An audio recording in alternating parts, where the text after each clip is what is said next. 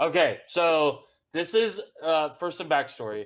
This is a create your own adventure that I made for my kids, and then I made it, and I was like, this might be a little heavy for sixth graders.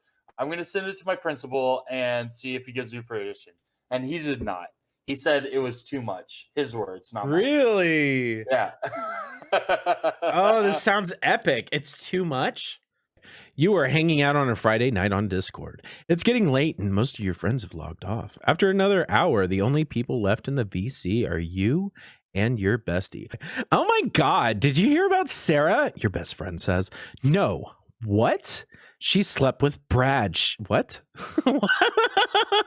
This is made for sixth graders? Okay. Yeah. She slept with Brad. She's so nasty.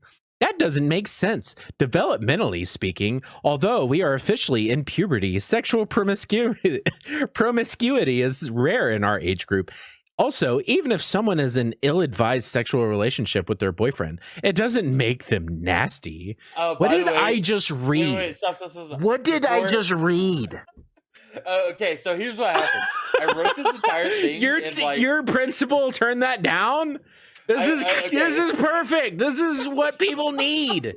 I wrote this in like this fugue state where I was like, oh, okay, I'm going to make the perfect assessment where they're going to get really involved and it's really going to like, it's really going to speak to them. And then I read it afterwards. I was like, yeah, I'll probably just scrap this one and do a Kahoot instead. So yeah, just so you know, it gets worse. It gets worse.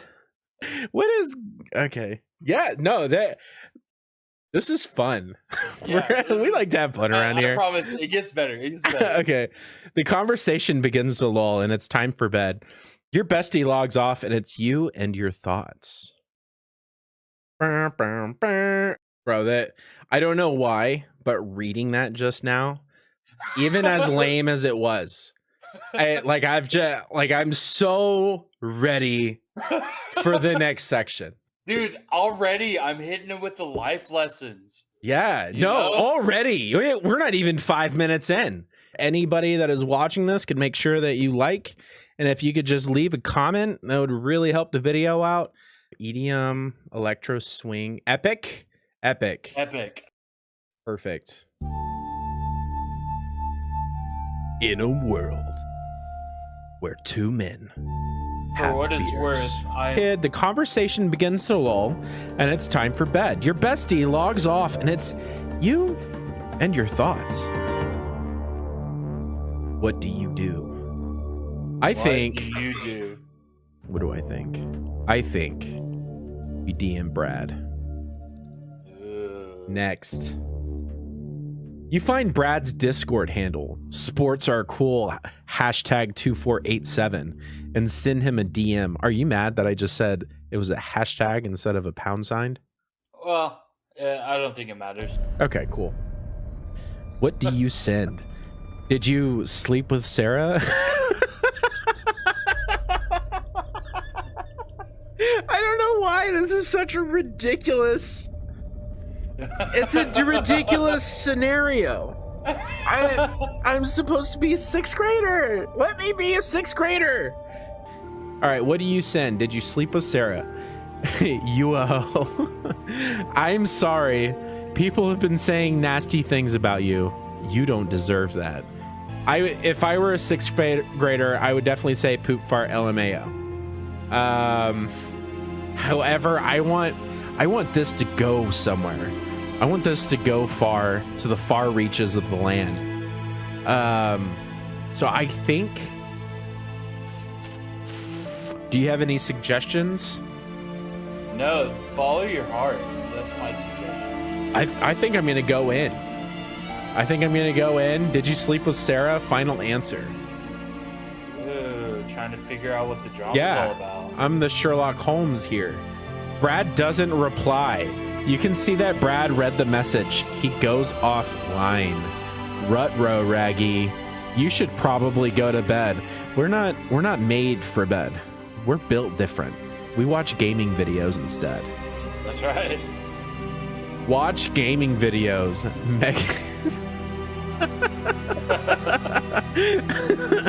Mexican dream. This okay. Okay, wait. First of all, this is like, it's a real thing. On the Dream SMP, are you familiar with that? I know of it. I haven't watched it. So, you know Quackity. Yeah, I know Quackity. So Quackity became a character called Mexican Dream in the thing. And it was a really funny bit that they did. All right, so we've got Mexican Dream. You watch Roblox videos. Your eyes are getting heavy, but you have to see what goofy antics Quackity gets up to next. In spite of your best efforts to stay awake, sleep overtakes you. Sleepy, dreamy. All right, you get a good night's sleep. Over the weekend, you hang out with your friends, play video games, and have an overall chill time. Pretty soon, the weekend is over. You have pretty much forgotten about what happened Friday night. On Monday morning, as you're getting ready for overhear the news on the TV. Sari McNully was in the 6th grade at Bakken Elementary. Her memorial will be held on Thursday. Oh my gosh. What? What? That wasn't even bullying.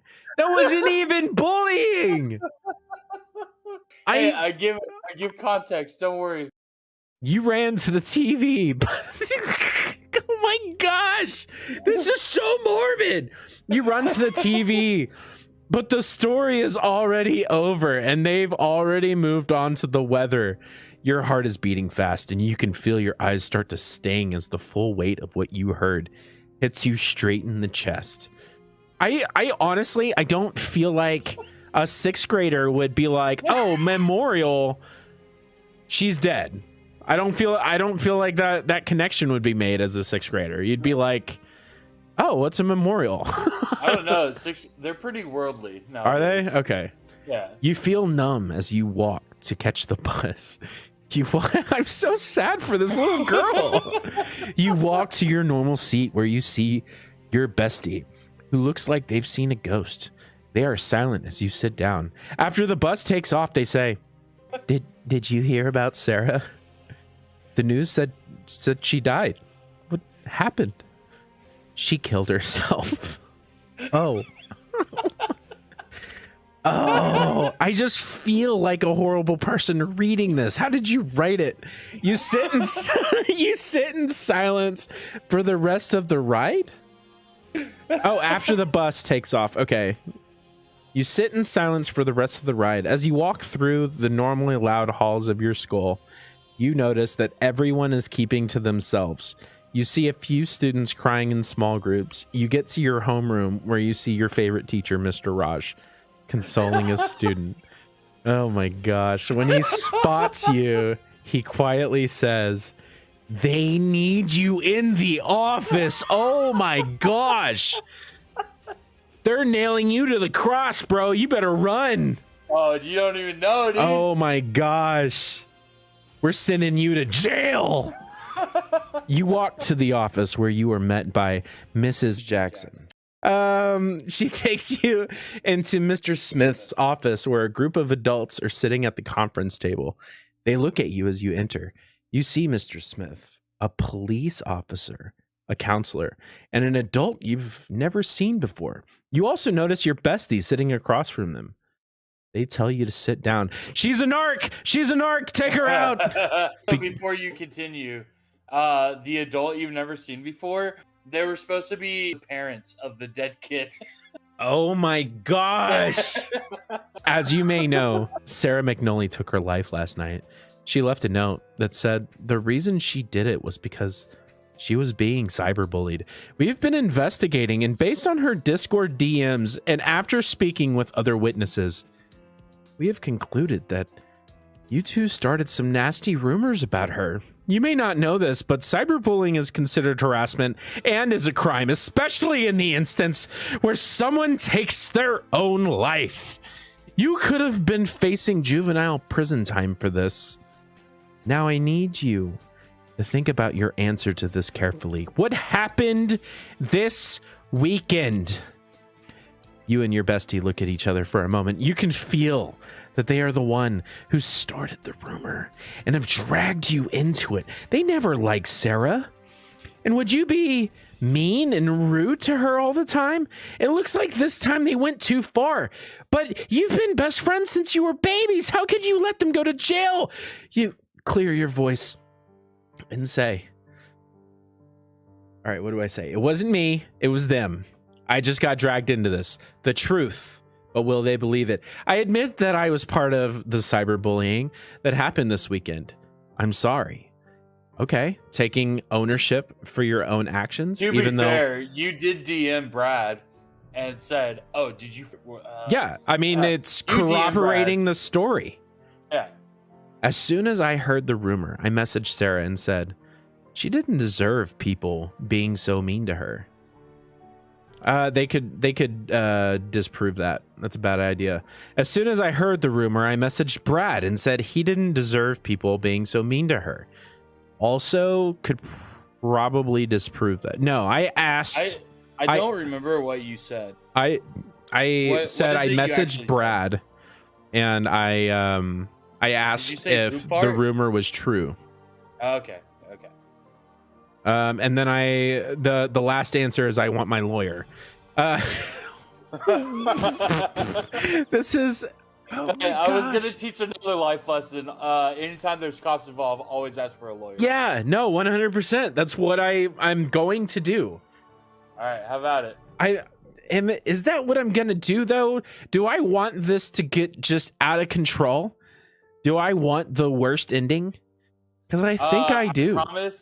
I promise you don't know what the worst ending is. I don't know what the worst ending is. Out of these options, you do not know what the worst ending is. Okay, it wasn't me, it was them. I just got dragged into this. I feel like that is actually what will get me the worst ending. I admit, because it wasn't me, it was them. I just got dragged into this. I only have one ally in this situation. This sentence is separating me from that one ally that I have. And it's pitting us against each other. What am I going to choose? I think I'm going to choose it wasn't me, it was them. I just got dragged into this. So actions have consequences. You plead your case to the adults in front of you. There's a moment of silence. Then they look at your bestie. What about you? Do you have anything to say? They look at you and start to cry. Then they point at you. It was them. I didn't even make the rumor. I was just joking. They are the one who always hated Sarah and Brad. I think they even said KYS, kill yourself. Kill yourself in a DM. I saw a screenshot of it. You sit wide-eyed and in absolute shock. Your best friend, who you trusted with your life, just lied to save themselves. The police officer stands up and says, "You are under arrest for the crimes of harassment and manslaughter." Why is that their voice? What in tarnation? Under arrest for the crimes of harassment and manslaughter. Is that better? Manslaughter. A month later, you were sitting in a court. Wow, a month later, you were sitting in a courtroom. The jury begins to give their verdict. You have not been in school for a month. You have actually, for the crime of harassment, the defendant has been found guilty. For the crime of manslaughter, the defendant has been found guilty. Oh my gosh. The judge tells you that you're going to be sent to juvenile detention center until you are 18 years old. Your mother starts crying loudly. You feel numb. How could this have happened? You never meant for this to happen. You were just friends with the wrong person. You shouldn't be going to child jail. As you're sitting in the courtroom, you remember something your favorite teacher, Mr. Raj, said. I don't know who that person is. Favorite teacher, Mr. Raj. Makes a comeback, baby. Said earlier in the year when talking about cyberbullying, it's not enough to ignore cyberbullying. It's not enough to be nice to someone who is getting harassed. It is up to you to report it to an adult. If you don't, you might as well be the bully yourself. Think about it. Oh, oh, powerful. I just got a Dude, I'm telling you. I just got a freaking chill up my spine. That was Dude, so I'm good. saying. Oh my gosh. All right. Think about it. If someone you know is being harassed or cyberbullied, speak up. Tell an adult. It may not seem serious at the time, but it can be escalated very quickly. Put yourself in the shoes of the person being bullied. Would you hope for someone to speak up for you?